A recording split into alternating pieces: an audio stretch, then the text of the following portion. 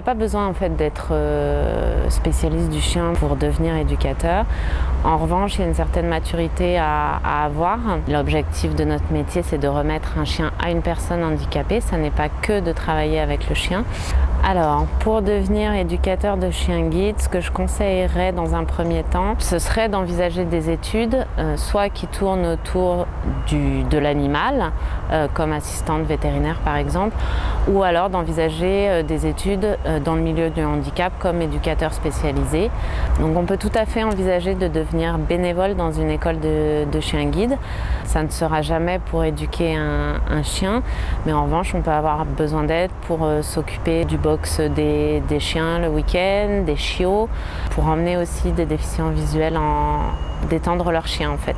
Au sein d'une école de chien guide, on peut trouver différents corps de métier, des instructeurs de locomotion donc qui ont pour vocation d'aider les déficients visuels dans leurs déplacements, des animaliers qui ne font pas d'éducation mais qui ont une place très importante au sein de l'école puisque eux vont gérer en fait plus la globalité de l'école. J'ai fait des études d'assistante vétérinaire. Au départ, j'ai postulé pour être bénévole et puis en fait, au fur et à mesure du temps, je me suis dit que ça me plaisait bien, donc j'ai postulé à plusieurs reprises. J'ai pas été prise du premier coup malgré mes 3 ans d'expérience en bénévolat et à la 3e, ça a été la bonne.